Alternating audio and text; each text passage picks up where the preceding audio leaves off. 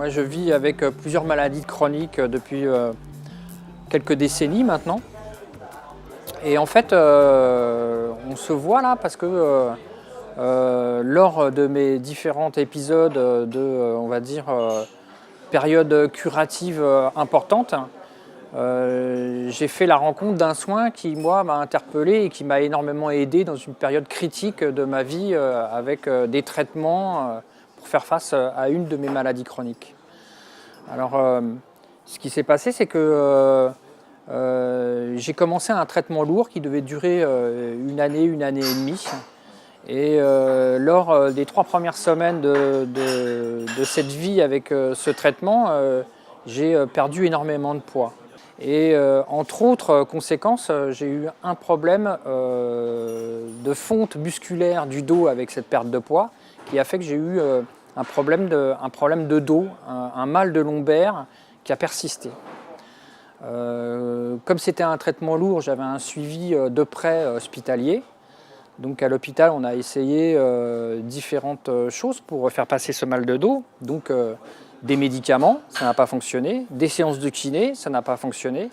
Et puis la douleur s'est installée et est devenue de plus en plus profonde, comme ça se passe à chaque fois qu'en fait, une douleur, on n'arrive pas à la réguler dès le départ. Et j'ai dû faire avec. Comme j'ai perdu du poids rapidement, mon corps n'a pas réussi à rééquilibrer les choses, quoi. Donc la douleur de dos est apparue dans les 3 premières semaines de traitement, quand j'ai perdu la dizaine de kilos.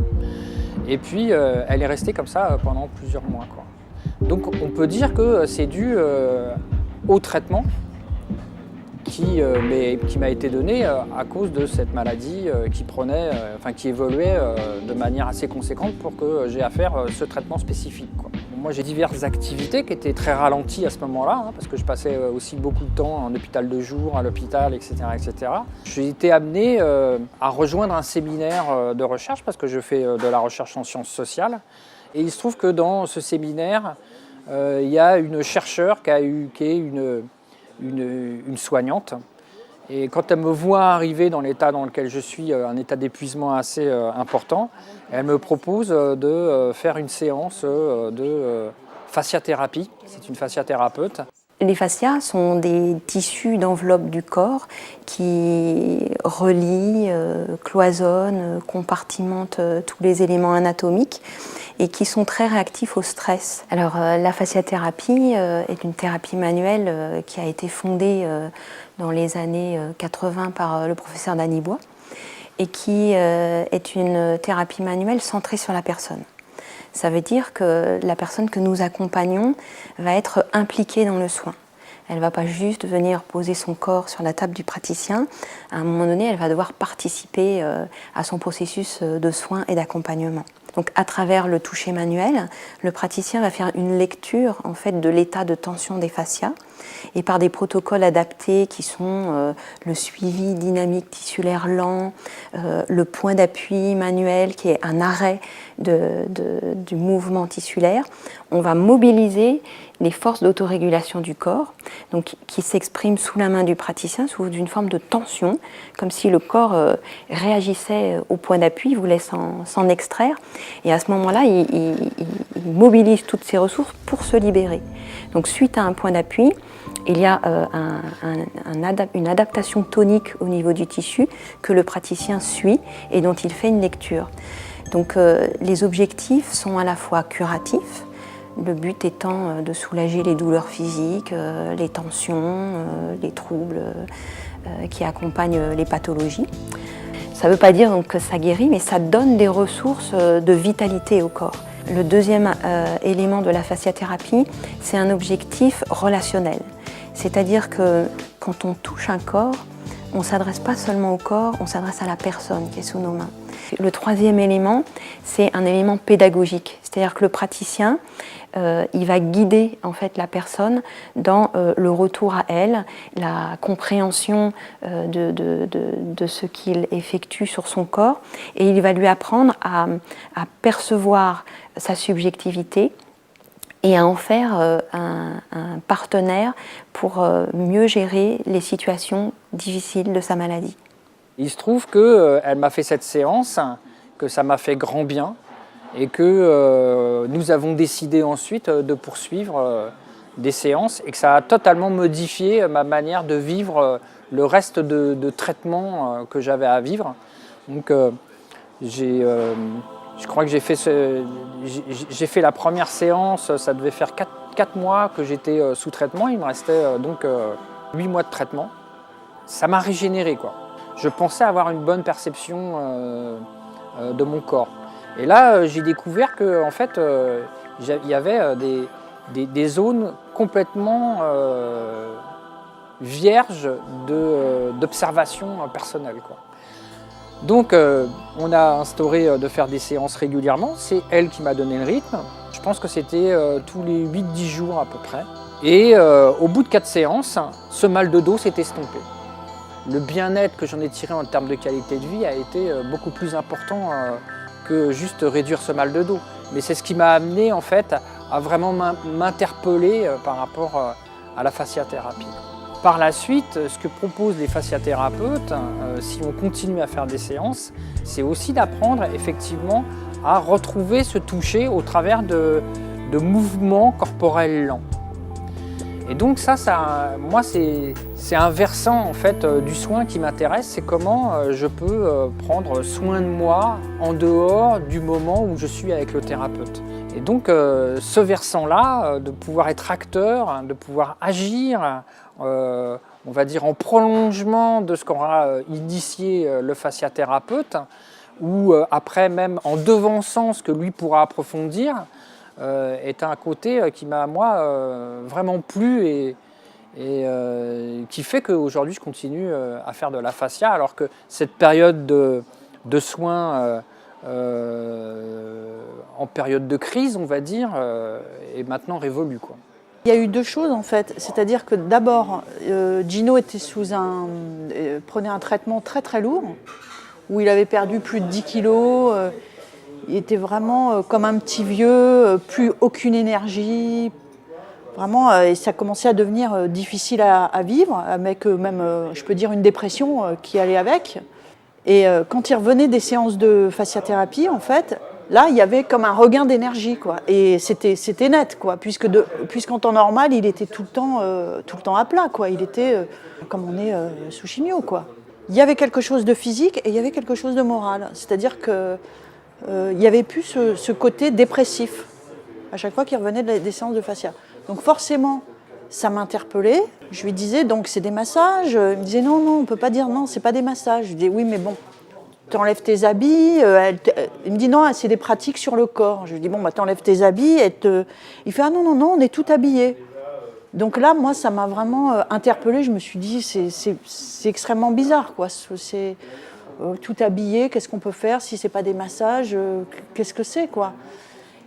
Ce qui s'est passé exactement, c'est qu'à l'école de kiné, donc de point d'appui, il y avait des séances de formation pour les kinés, et ils avaient besoin de gens, de cobayes, entre guillemets, de gens pour ceux qui apprenaient. Et il leur manquait quelques personnes. Et on m'a proposé, Gino m'a dit, bah, si tu veux essayer, il cherche quelqu'un comme cobaye, entre guillemets. Donc j'y étais. Et là, j'ai eu donc une séance, enfin ça a duré un bon moment, puisque c'était des pratiques, ils étaient en pratique. Et c'est vrai que ça m'a vraiment contre toute attente, parce que j'y étais vraiment comme ça, moi ça m'a retourné, quoi. Cette façon, par exemple, où j'avais l'impression que tout mon corps était étiré, j'avais vraiment l'impression que tout mon corps était extrêmement étiré, ça m'a fait du bien. À un moment aussi, enfin, il y a eu plusieurs choses et ça a duré un bon moment, mais à un moment, j'avais l'impression, par exemple, qu'elle tenait vraiment mon estomac entre ses mains. Elle avait ses mains sur ma tête et j'avais l'impression vraiment que toutes ses mains englobaient ma tête, mais entièrement. Et moi, je ne suis pas du tout spécialement ouverte à ces trucs-là, quoi, à des pratiques, à la kiné, au massage, à tout ça. Et ça me donnait une conscience de mon corps qui, du coup, me donnait un sentiment de bien-être, mais extrême, vraiment extrême, quelque chose de... C'était pas au moment où elle le faisait, c'est déjà en sortant, j'avais une énergie décuplée, j'avais vraiment une énergie décuplée et un sentiment, vraiment, le sentiment que j'ai, c'était je croyais en la vie, quoi. C'était vraiment ça.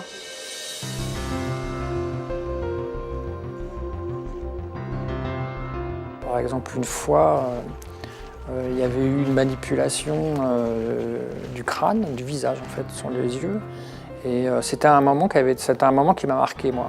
C'est que est sortie de ça une forte émotion, vraiment une émotion très profonde, quoi. Et une émotion très profonde qui s'apparentait en fait à de la tristesse, mais sur laquelle j'ai jamais eu d'image visuelle ou intellectuelle à avoir. Sauf que, au sortir de cette émotion, je me suis senti libéré, relâché.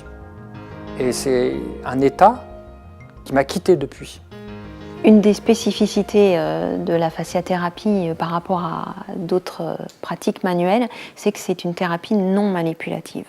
Ça veut dire qu'il n'y a aucun geste forcé. Le praticien, par son toucher, par en particulier un geste qu'on appelle le point d'appui, va solliciter les ressources internes du corps et il va attendre sous sa main d'accumuler de la vitalité de la personne qui représente sa force d'autorégulation du corps et qui s'exprime sous la forme d'un tonus sous la main. Mais si le tonus ne vient pas, on ne peut pas travailler. Donc après, nous avons des techniques pour aller solliciter le tonus là où il est en déficit. Donc on va chercher les zones les plus immobiles du corps. Donc on va travailler toutes les zones de tension, toutes les zones de densité articulaire, osseuse, viscérale, crânienne, et on touche donc toutes les parties du corps, là où on va sentir des immobilités, qui sont aussi des zones que la personne ne perçoit plus.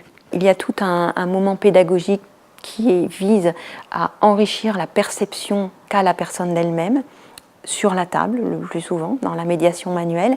Et puis dans un deuxième temps, quand la personne commence à avoir une description de ses vécus sensibles suffisamment riches, c'est-à-dire qu'elle perçoit de la chaleur dans la globalité de son corps, qu'elle est capable de percevoir que se dégage de la main du praticien une amplitude du mouvement qui dépasse le déplacement objectif de la main, et donc qu'à travers la main du praticien, la personne se sent par exemple concernée jusque dans ses jambes, à ce moment-là, on passe dans un travail assis, où, à travers des gestes codifiés, on va lui apprendre d'abord à rentrer en relation avec les paramètres physiologiques du mouvement, donc un mouvement organisé dans des orientations, des amplitudes, une vitesse, une cadence.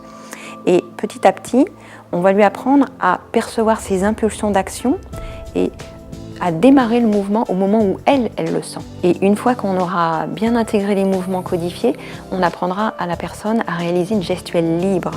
C'est-à-dire qu'on sortira des cadres un petit peu linéaires, d'extension, de flexion, de mouvement d'inclinaison ou de rotation, pour rentrer dans une coordination de mouvements où la personne va, à travers l'écoute de son corps, exprimer son authenticité dans une lenteur, dans un mouvement savoureux qui, en même temps qu'elle le fait, va lui permettre d'aller chercher ses zones de tension, de poser des points d'appui elle-même et de se libérer. Et puis évidemment que cet état de relation à soi, une fois qu'on repart dans sa vie quotidienne, bien, on ne le quitte pas. Et malgré que le geste s'accélère et qu'on retrouve même les automatismes, il reste une présence à soi qui devient même une manière d'être à soi dans la vie, dans la relation avec les autres, et qui donne une meilleure adaptation de la personne aux situations de stress. Parce qu'elle les aborde d'un point de vue plus posé, plus présent à elle-même, où sa cognition, sa réflexion est posée sur la présence à elle, et non pas sur des représentations, sur une pensée qui est coupée de soi. Le sentiment, c'est qu'on peut s'appuyer là-dessus pour aller faire face, en fait, à la densité de la tension, et puis c'est ce qui va aider à l'éliminer, ou si ça ne l'élimine pas tout de suite, à donner du sens. Mais pas un sens intellectuel, quoi, vraiment un sens au niveau, je dirais presque cellulaire, quoi. C'est un peu compliqué ce que je dis, mais en fait c'est une expérience qui est au-delà des mots, alors c'est compliqué d'exprimer ça par des mots, quoi. Vous allez sentir le mouvement où ça repart. Je vous le dis plus. À vous de sentir. Très bien. Voilà, et on y va. Attention, on ne ralentit pas. Il ne faut pas que le contrôle volontaire prenne le pas sur l'invitation de votre sensation à bouger. Voilà. la particularité vraiment, je trouve, de la fasciathérapie que j'ai découverte, moi qui étais autrefois infirmière et kinésithérapeute, c'est qu'il n'y a pas d'un côté une manière d'être empathique avec les gens et puis un toucher technique, clinique qui va soulager la personne.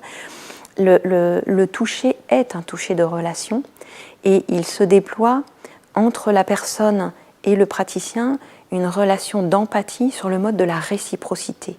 Ça veut dire que lorsque je touche, je perçois les effets pas seulement sous ma main, mais dans moi. Et j'ai une lecture du degré de tension ou degré de relâchement à l'intérieur de moi. Et donc ce que je perçois dans moi, des effets de mon toucher sur la personne, me permettent d'adapter ma main. Ce qui fait que plus on avance dans la séance, plus le toucher est lent, plus le toucher est profond, plus le toucher est intériorisé. Et à un moment donné, il y a autant de mouvements à l'intérieur du praticien qu'à l'intérieur de la personne touchée. Et malgré tout, il n'y a pas de fusion avec la personne. Il y a une implication très forte, mais le rapport que chacun entretient avec les effets du toucher, il est singulier. La personne, elle a le souci d'elle-même, de la présence à elle, son rapport à ses inquiétudes, sa santé, sa douleur, ses problématiques de vie. Le praticien, il s'appuie là-dessus pour lire la justesse de son toucher, pour faire des bilans, pour traiter aussi la personne en même temps, en temps réel de l'action. Sur les années de séances que je fais, ce que je peux dire, c'est qu'il y a des choses qui se retrouvent, mais elles vont prendre une autre densité, une autre perspective, en fait. Perspective, c'est un mot qui n'est pas... mais c'est vraiment ça, quoi. C'est une autre perspective dans le corps, c'est-à-dire la tension, elle va revenir, mais elle va prendre sa place dans quelque chose de plus large, ou qui est réconfortant, ou qui est une tension qui est plus... on sent que cette tension-là était en fait une tension quelque part périphérique, et on va toucher à une autre tension. Et en même temps, d'une séance à l'autre, c'est jamais la même chose, quoi. C'est vraiment des expériences complètement différentes. Moi, j'ai jamais fait 2 expériences où j'ai eu l'impression de retrouver. Alors au début, il y a ce truc de vouloir retrouver un bien-être ou une tension qui s'est libérée de la fois d'avant. Mais au bout de quelques séances, chez moi, ça a disparu parce que en fait, à chaque fois, il y a une cohérence qui peut être différente à chaque fois, mais il y a une autre cohérence qui se fait jour, quoi. Mais encore une fois, je parle de cohérence, mais c'est vraiment pas une cohérence intellectuelle, quoi. C'est vraiment une cohérence ressentie dans le corps, quoi. Dans le corps, dans soi, quoi, en fait. Pour aller plus loin que le corps.